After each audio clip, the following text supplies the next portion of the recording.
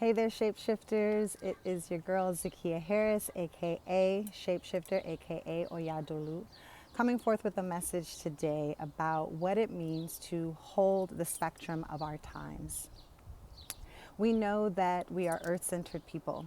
We know that everything begins with this sense of the whole, and that part of the whole is really the womb, that the womb is the birthplace of all of creation. If you even think about the cosmos as the womb in the sky, right? We think about something that is black, something that is filled with solar systems, filled with multiple planets, stars, birthing all of these different manifestations of itself from the macrocosm to the microcosm. And so, in that grand cosmic womb, we find one of its children, one of its manifestations as the planet Earth, right? That is part of the cosmic womb. And that is the womb that we find ourselves in.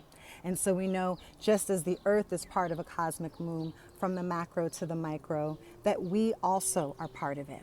And so the womb, making up 80% of our planet, the womb holding all of its children of humanity, of plant life, of animal life. The womb that is what feeds us, what nourishes us, the womb of which all creation was birthed, right?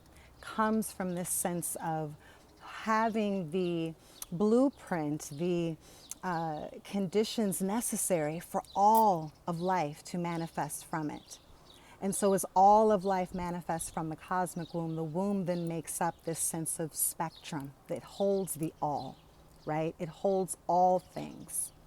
And so, we also have to be able to hold all things, right? As we are holding the reality of our time, as we are holding all of the darkness, as we are also holding the light. And so that is why many indigenous African-centered cultures did not see things in a sense of polarity, of a sense of either or. There's always a yes and. There's always an awareness that things are interconnected. And so you cannot have one without the other. And so understanding that all of these things are part of the whole. And so that's why indigenous cultures saw everything as part of this interconnected web of the universe. And part of the opportunity of this time is that we are now awakening to that, right? We are realizing that we are connected to all things, that what happens in one part of the earth affects us. What happens if our neighbor is not doing well, we're not doing well either. And so we're being called to hold the spectrum in a pretty dramatic, right, series and sequence of events. And so we see death tolls piling up. We see many people in our community not being able to receive the proper death rituals that we know as African-centered people are required, right? There's a way that we mourn our dead. And many of us are not being deprived of that opportunity to hold our loved one's hand while they're in the hospital. Same with many of our beautiful children who are now being birthed and coming into the universe. I have a friend whose wife is with child right now, and they're telling them, you know what, you have to schedule your automatic C-section right now. Our systems are too overwhelmed to just kind of allow you to go with the flow when you go into labor. So we're kind of getting people in and out. So it's automatic C-section, not to mention her partner, the father of her child, is not allowed in the room. Right? So we see that we're having to hold the spectrum from our death rituals as well as our life rituals. We are seeing the impact, because we know that we are interconnected people. We are seeing the impact of what it means when the people cannot come together, or what in person, right? In real time. We are having to figure that out through this web of technology. Again, and the minerals that allow all of this technology to work, let's be clear, let's be crystal clear. Every single electronic device that is used is only possible because of the minerals that are found in the womb, where? In the motherland of Africa. The only place you can get them. So you can't not go back to the womb, right? As we're holding all of that.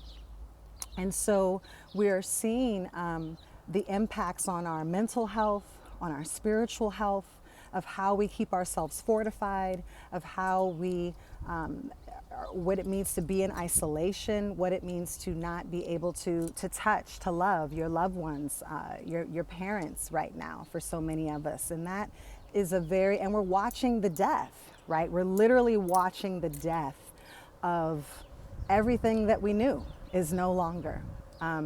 As one of my sisters and mentors, Amara Tabor Smith, said, it's like, oh, we knew that the house of capitalism, white supremacy, patriarchy, whatever you want to call it, many of us have been affirming that it needed to die. And then you realize, oh shit, my house is dying too, right? Like, in order for us to witness, to bring forth, to imprint what the future is going to look like, we also have to ask ourselves, what parts of ourselves are we ready to release, are ready to die? And some of us don't even have to ask, because the universe is just making it die, is just killing it for you, right? So it's not even about asking, it's about just stepping into what that looks like for you in your new reality. So we're holding all of this darkness. And I say darkness not in a bad or good, because again, I'm not moving in that sense of polarity, but in a sense of the spectrum, the all, holding everything, holding the container, right?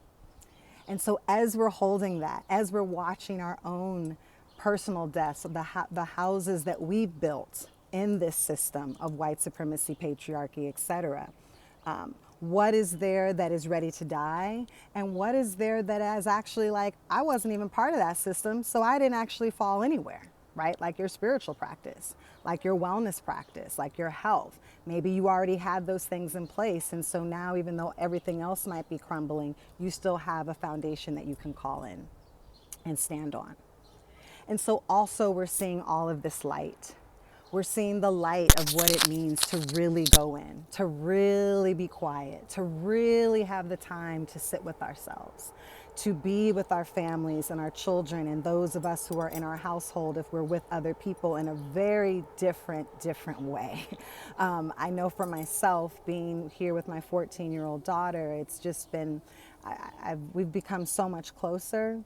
We're navigating a lot of being, a queen and a princess in a house, and the queen always wins, but, we respect the princess and what it means for her to live in her own reality, to watch her own house fall, of what it meant to be a kid and do all the teenage things when you just start high school, and now, not to even know when you're going back to school. And yet there's healing. That's happening.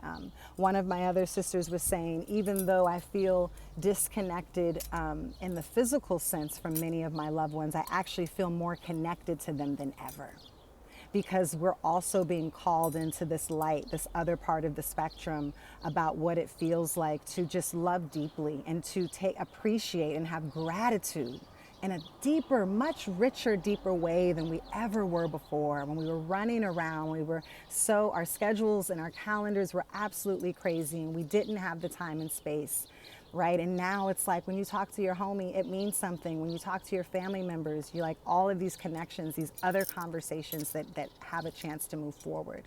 I spoke in my last video about the impacts of the earth, how wonderful the earth is doing without us humans, right? And the impact that that's having on fossil fuel emissions, on our air quality, on water.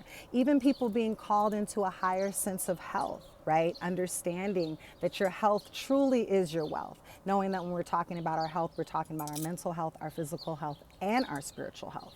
That actually, those are the currencies, right, that are going to help move us forward.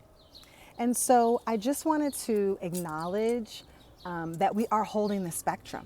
And so as we're navigating through this time of uncertainty, as we're tapping in and listening to things on the news, let us be clear, right? Let us be clear on what we are being called to hold. We are holding the entire container. Let us not, only see one small part of this grand spectrum. That life is this pole, that life is always in harmony, in dance, a sacred dance with. Knowing that these things move in cycles. Let us also see the blessings, and let us also acknowledge the pain. And there's no judgment, there's no right or wrong way to do it. It might feel like absolute joy one day, and then other times you're giving yourself space and honor to grieve and honor to cry. but also make sure that you create that space to have joy, to connect. And so, you know, it sounds really foundational, but just some super simple things that we should be doing every day, you know, to really fill up our cup, to make sure that we have the space to hold the spectrum, right? So holding the spectrum, that sounds cute, but then there's like, oh, what do I need to do to get myself ready in order to hold that? And even when I was going out and we weren't in the shelter and stay, I always would say, you know, when I wake up in the morning, I'm so prayed up. You know, I'm putting my invisible suit of protection on.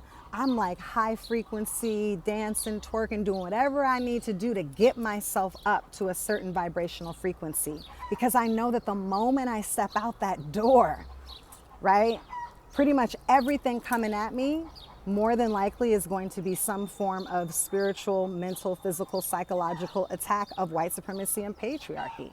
The images that I see, the things that I have to encounter, I have to focus on the positive. But if I was just leaving it up to the world may paint a different picture. Don't mind the chickens we have next door. They're talking to us too. Right? And so the world is going to show you one thing, one side of it, one side of the spectrum. And we have to ask ourselves, is that where I want to focus my attention?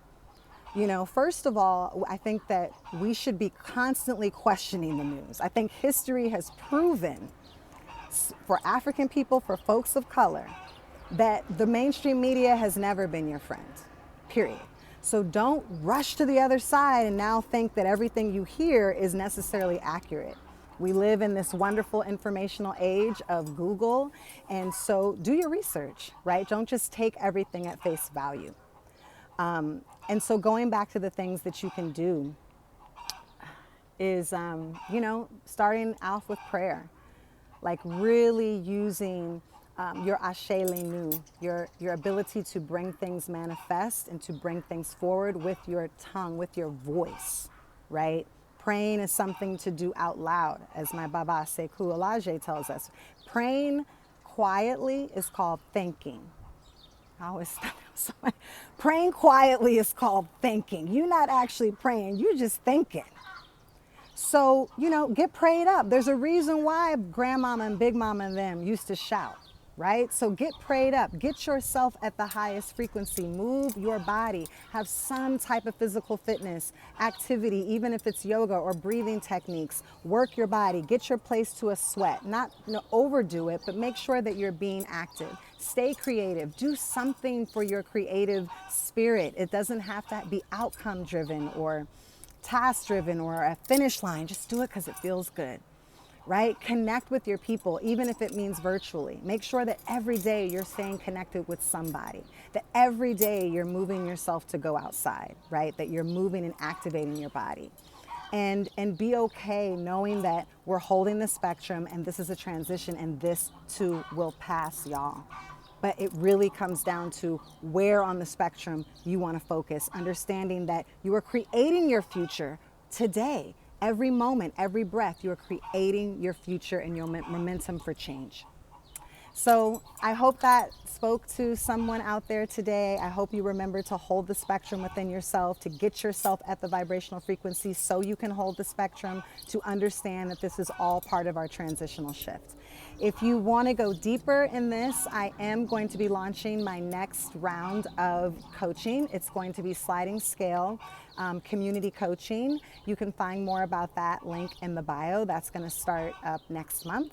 And you can set up a free shift call with me to talk about it, where I do a quick shift coaching with you for 20 minutes. We can discuss your goals and see if it feels like it's a good fit for you. Okay, so until then, I love you. We're going to be all right, and always keep shifting.